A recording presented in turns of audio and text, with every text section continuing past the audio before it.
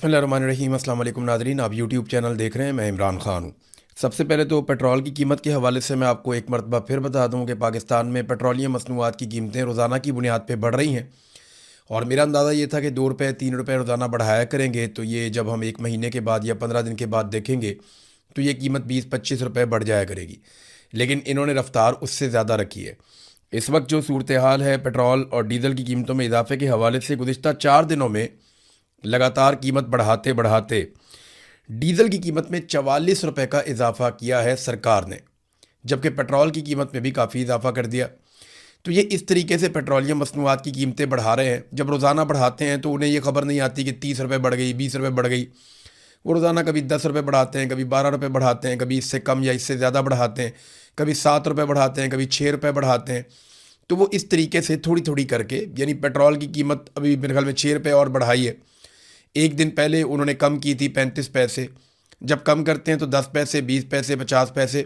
जब बढ़ाते हैं तो बहुत ज़्यादा बढ़ाते हैं। तो अब ये एक तरीका रह गया आवाम की जेबें काटने का।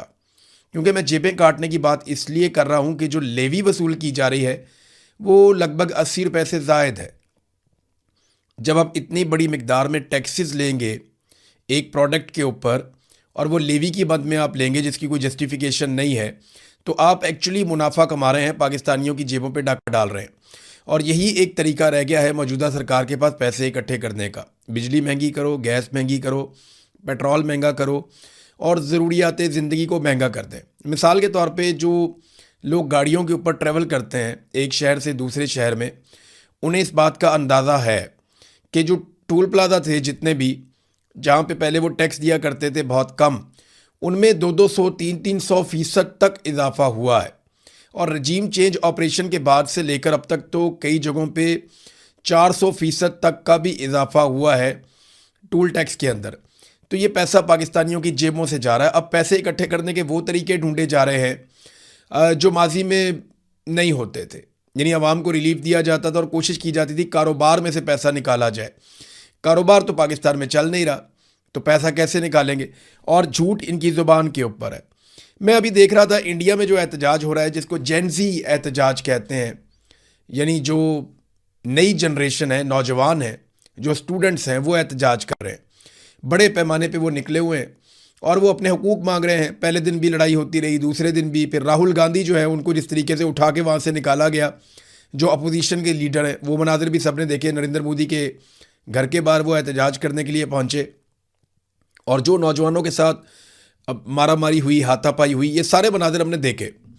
लेकिन मज़े की बात यह है कि पाकिस्तान के अंदर वो सहाफ़ी जो पाकिस्तान में डी चौक का कत्लेआम हो या मुरीदके का कत्लेआम हो या कश्मीरियों का कत्लेआम हो, इन सारी चीज़ों को जो सहाफ़ी जस्टिफाई करते रहे, इंसानों पर बदतरीन तशद्दुद को खुशखबरी बना बना कर पेश करते रहे कि जनाब इतने बंदों के सर खोल दिए गए, इतने बंदों की तबीयत साफ़ कर दी गई और जनाब ये किया गया। जो लोग बेचारे तशद्दुद के मारे थे, जो ज़ख्मी थे, उनका मजाक उड़ाते रहे। तो वो आज भारत में नौजवानों के एहतजाज और लाठी चार्ज को दुनिया का सबसे बड़ा जुल्म करार दे रहे हैं।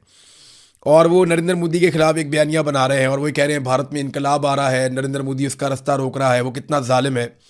जिन्होंने पाकिस्तान में गोलियां चलने को कभी जुल्म नहीं कहा, वो इंडिया के अंदर लाठी चलने को जुल्म कह रहे हैं। देखिए, पाकिस्तान में और भारत में जो डीलिंग है नौजवानों के साथ या एहतजाज करने वालों के साथ, उसमें क्या मुख्तलिफ है। किसानों ने बड़ा लंबा एहतजाज किया था इंडिया में, बहुत भरपूर एहतजाज किया था, लेकिन उनके ऊपर गोलियां नहीं चलाई गई, उनके बंदे बहुत बड़ी तादाद में नहीं मारे गए। इसी तरह से नौजवानों ने जो एहतजाज किया, इसमें एक आदमी को भी गोली नहीं लगी। यानी वहाँ कितने लोग गोलियों से भून दिए गए, मेरा एक सवाल ये है। कितने लोग अभी तक, कितने नौजवान जबरी तौर पे भारत में गुमशुदा किए गए, मेरा दूसरा सवाल ये है। मेरा तीसरा सवाल ये है कि क्या भारत में इंटरनेट बंद कर दिया गया, भारत में सोशल मीडिया को बैन कर दिया गया? मेरा चौथा सवाल ये है कि कितने नौजवान हैं जिनके ऊपर दहशतगर्दी के मुकदमात दर्ज करके उन्हें दहशतगर्द करार दे दिया गया? मेरा पांचवा सवाल ये है कि गद्दारी के कितने सर्टिफिकेट्स बांटे गए और ये कहा गया कि ये सारे नौजवान गद्दार हैं और इनकी डोरियां को बैरूनी साजिश और ये वो इस किस्म के बयानिए कोई बड़ी शिद्दत के साथ नहीं चल रहे भारत में। यानी मुझे हैरत होती है कि पाकिस्तान ने कुछ भी जमहूरियत नहीं सीखी। बार बार यहाँ पे मार्शल लॉ लगा, 4 मरतबा तो यहाँ पे डिक्टेटर्स आए, तो उन्होंने पाकिस्तान में जमहूरियत को पनपने ही नहीं दिया। आज भारत की पुलिस नौजवानों पे लाठी ज़रूर चलाती है, ये तो यूरोप में भी चलाते हैं। दुनिया के हर मुल्क में ये होता है कि जब हुकूमत अपने आप को ख़तरे में महसूस करती है या उन्हें लगता है कि नौजवान या अवाम कोई लाइन क्रॉस कर रहे हैं तो वो ताकत का इस्तेमाल करते हैं, लेकिन एक लिमिट तक करते हैं। आंसू गैस चला देते हैं, धक्के देते हैं, बाज़ औक़ात लोगों को कुछ देर के लिए हिरासत में लिया जाता है, बाज़ औक़ात लाठी चार्ज किया जाता है। लेकिन यहाँ क्या हो रहा है पाकिस्तान में? सीधी गोलियाँ मार दो, बंदों को जबरी तौर पे लापता कर दो, सोशल मीडिया को मुकम्मल तौर पे बंद कर दो, जो आवाज़ निकाले उसकी आवाज़ को दबा दो। इंडिया में इन नौजवानों के घरों पे चादर और चारदीवारी का तकद्दुस पामाल नहीं किया गया। ये जो नौजवान हैं इनके घरों को भी पता है, इंडियन पुलिस को, उनकी हुकूमत को, वो इनके नामों को भी जानते हैं। इंडिया में ये नहीं कहा गया कि तमाम नौजवानों के नाम जो हैं वो यूनिवर्सिटी से कटवा दिए जाएंगे। पाकिस्तान में तो ये कहा जाता है ना। तो इंडिया में जमहूरियत पनप रही है इन एहतजाजों के नतीजे में, और पाकिस्तान का मीडिया इसको ग्लोरीफाई कर रहा है। लेकिन पाकिस्तान में जो एहतजाज होते हैं, कश्मीरी बैठे हैं कहते हैं शरपसंद है, गद्दार है, बलोच निकलते हैं उन्हें कहते हैं जी गद्दार है, शरपसंद है, दहशतगर्द है, पठान निकलते हैं उनको भी यही कहते हैं। आजकल मौलाना फजलुर रहमान साहब जो हैं वो भी आजकल गद्दार करार दिए गए हैं। पीटीआई भी गद्दार है, टीएलपी के लोग दहशतगर्द थे वो भी गद्दार हैं, बलोच गद्दार, सारे गद्दार हैं पाकिस्तान में। लेकिन इंडिया में इस किस्म के सर्टिफिकेट्स नहीं बांटे गए और इंडिया के मीडिया ने इसको किसी और तरह लिया। हाँ, जो गोदी मीडिया है उसकी बहुत बेइज्जती भी हुई ग्राउंड में। ये पाकिस्तान में भी होगा। जिन लोगों ने जुल्म का साथ दिया, जो लोग खुद जालिम बने, जिन लोगों ने मजलूमों का मजाक उड़ाया, वो लोग तमाशा देखेंगे।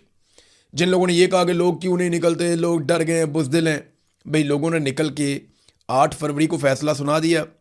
अब मिलिट्री एस्टेब्लिशमेंट ने उस फैसले की धज्जियाँ उड़ाई तो क्या करें?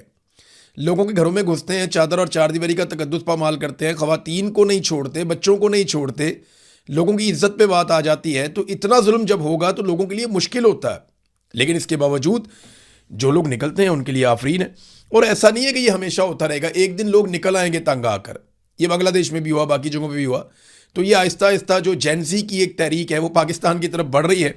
पाकिस्तानी नौजवान तैयार रहें, उन्हें ये जिम्मेदारी एक दिन उठानी पड़ेगी। तो काकरोच जनता पार्टी उसने इंडिया में मुसीबत डाली हुई है।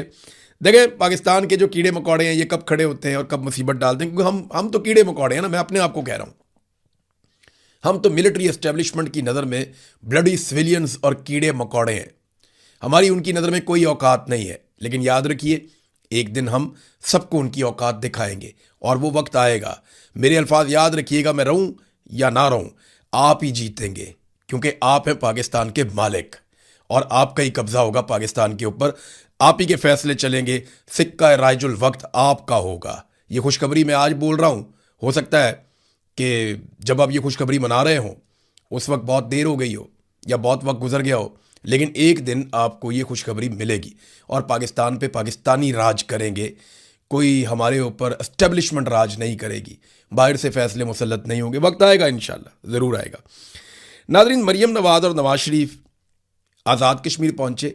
वो एक पंडाल था, एवरेज सा पंडाल था, वो उसको भर नहीं सके। सामने से ऐसा लगा जैसे बहुत लोग होंगे। कुछ ऐसे एंगल से वीडियोस बनाई गई, मीडिया ने उनको चलाया भी, लेकिन जो मकामी लोग हैं उन्होंने पोल खोल दिया। उन्होंने जब जूम आउट किया तो दिखाया वो तो आगे छोटा सा मजमा खड़ा है, पीछे पूरा ग्राउंड ही खाली है। नवाज शरीफ वहाँ पे हैं, मरियम नवाज वहाँ पे है और लोग आपस में बातें कर रहे हैं। लोगों की तवज्जो भी नहीं है ज़्यादा। आगे जो चंद 100 लोग हैं या 1-2 हज़ार लोग हैं उनकी तवज्जो है, पीछे जो है वो तो पंडाल खाली है। तो बेड़े गर्क हो गया। ये 3 दफ़ा का वज़ीर आज़म है जिसको लेकर गए, एक सूबे की वज़ीर आला है जिसको लेकर गए और पूरे वसाइल इस्तेमाल किए। इसके बावजूद औकात सिर्फ इतनी सी रह गई है कि एक एवरेज ग्राउंड भी नहीं भर पाए। और मुझे अच्छी तरह याद है कि जब नवाज शरीफ साहब परवेज़ मुशर्रफ के दौर में वापस आए थे तो उस दौर में मैंने कुछ जलसे कवर किए थे। तो एक बंदे के सीने के साथ दूसरे बंदे की पीठ लगी हुई होती थी और पंडाल में जगह नहीं होती थी, बाहर भी लोग खड़े हुए होते थे। ये हालात होते थे उस वक्त, इतनी मकबूलियत थी। फिर जब इन्होंने बयानिया बनाया वोट को इज्जत दो, तब भी लोग बहुत बड़ी तादाद में इनके साथ खड़े थे। लेकिन जब इन्होंने बूट को इज्जत दी तो उसके बाद से अब तक आप हालत इनकी चेक कर लें। नवाज शरीफ ने एक बहुत बड़ा एतराफ़ किया। स्टेटमेंट उनका ये है कि अगर हम यहाँ पे इलेक्शन जीत जाते हैं तो मैं शहबाज शरीफ से इस ख्वाहिश का इजहार करूँगा कि वो मुझे वज़ीर आज़म आज़ाद कश्मीर बना दे। एक तो इसमें आप समझे एक तरह का टॉन्ट है कि मुझे वज़ीर आज़म बनाने का कहा, बनाया नहीं, आप लोग खुद ही वज़ीर आज़म बन गए। दूसरा, नवाज शरीफ ने ये बात का एतराफ़ कर लिया कि अब उनकी नहीं सुनी जाती उन्होंने एतराफ़ कर दिया कि क्योंकि शहबाज शरीफ के बराह रास्त ताल्लुकात हैं फील्ड मार्शल के साथ और मिलिट्री एस्टेब्लिशमेंट के साथ, वो एक पेज पे हैं और उनके साथ मिलकर काम कर रहे हैं, लिहाजा फैसले मिलिट्री एस्टेब्लिशमेंट ने करने हैं या शहबाज शरीफ ने करने हैं, मेरा जोर नहीं चलता। नवाज शरीफ ने दूसरी तरह अपनी बेबसी का इजहार किया है कि अगर मैं आज़ाद कश्मीर का वज़ीर आज़म बनना भी चाहूँ या मेरी ये ख्वाहिश भी है तो मेरा ये बस में नहीं है, मेरा जोर नहीं चलता। मुझे एस्टेब्लिशमेंट और एस्टेब्लिशमेंट का जो सबसे बड़ा अर्दली है शहबाज शरीफ, ये दोनों मिलकर मुझे बना सकते हैं वज़ीर आज़म, मैं खुद नहीं बन सकता। 3 दफ़ा वज़ीर आज़म रहने वाले का ये अंजाम, मुझे बहुत तकलीफ़ हुई कि आज वो एक छोटे से इलाके का, एक छोटे से खित्ते का, एक छोटे से मुल्क का वज़ीर आज़म बनना चाहता है और वज़ीर आज़म बनने की ख्वाहिश इतनी है। एक और चीज़ मैंने सोची कि ये ख़ानदान अपने घर से बाहर इक़्तिदार देखना ही नहीं चाहता किसी के पास। यानी एक भाई वज़ीर आज़म पाकिस्तान है, बेटी वज़ीर आला पंजाब है, बाकी सारा ख़ानदान एडजस्ट किया हुआ है। नायब वज़ीर आज़म जो है वो भी अपना रिश्तेदार लगाया हुआ है और अब ख्वाहिश ये है कि एक जगह और इलेक्शन हो रहा है, वहाँ पे जाके मैं वज़ीर आज़म बन जाऊँ। देखा ना, ये पूरे ख़ानदान को हमेशा इक़्तिदार के अंदर रखना चाहते हैं, ये किसी को भी इक़्तिदार में हिस्सा नहीं देना चाहते। इन्हें लगता है इन्हीं का खून ऐसा है जिसे मसनद पे बैठना चाहिए और किसी को मौका नहीं मिलना चाहिए।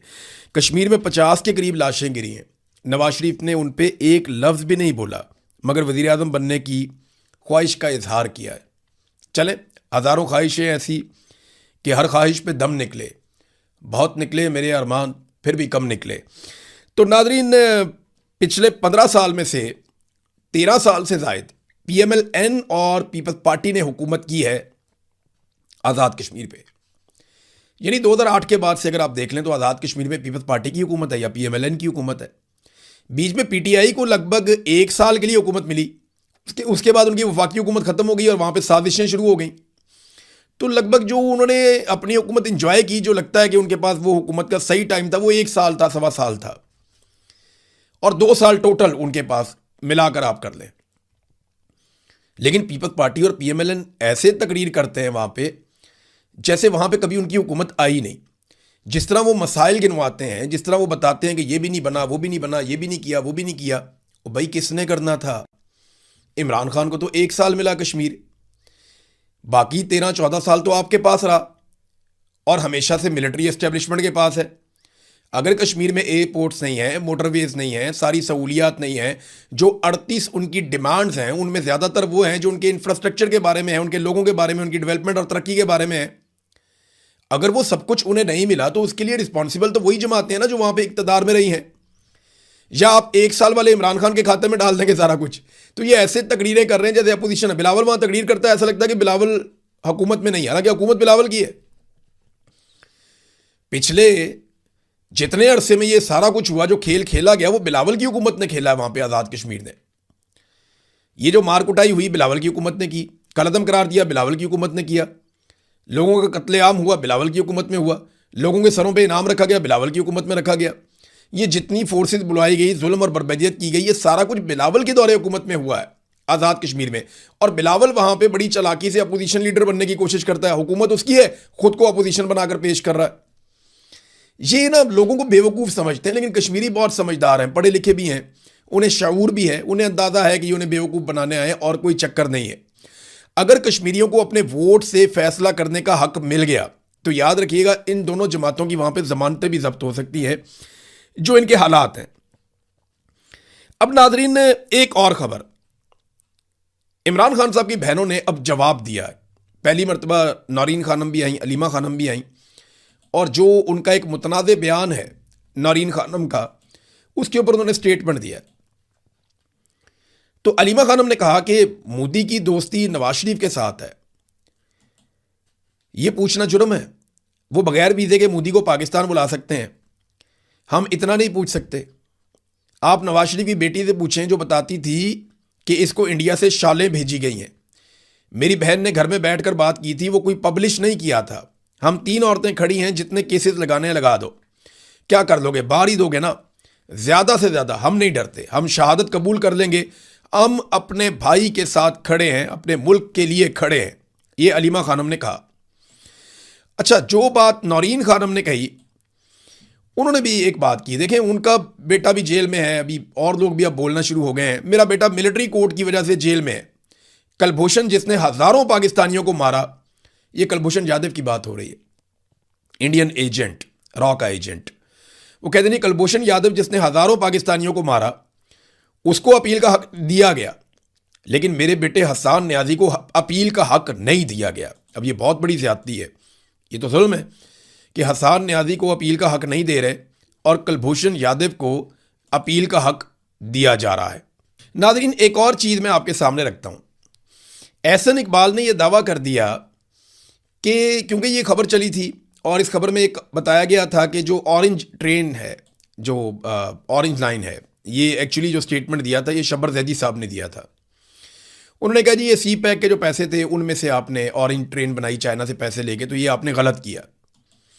तो एहसन इकबाल साहब ने कहा जी आपकी इतला के लिए अर्ज़ है, लाहौर में ऑरेंज ट्रेन वफाकी हुकूमत के पैसों से नहीं बनी, बल्कि वो 100% पंजाब हुकूमत ने अपने पैसों से और बजट से बनाई थी। एहसन इकबाल का झूठ पकड़ा गया और ये हकायक मैं आपके सामने रख देता हूँ। ये वो डॉक्यूमेंट हैं जो ऑरेंज ट्रेन से रिलेटेड हैं और ये वो तमाम खबरें हैं जो सरकार ने खुद छपवाई हैं। ये खबरें ये बताती हैं कि ऑरेंज ट्रेन का जो प्रोजेक्ट है वो सी पैक के ज़ुमरे में जो चाइना ने पैसा दिया था ये उन पैसों से बनी है। ये जो मनसूबा था ये लगभग 1.65 बिलियन डॉलर्स का था, यानी 1.5 अरब डॉलर से ज़्यादा का मनसूबा था। टोटल इसकी जो कॉस्ट थी, इसका जो 48% पैसा है वो पाकिस्तान की वफाकी हुकूमत ने कंट्रीब्यूट किया है।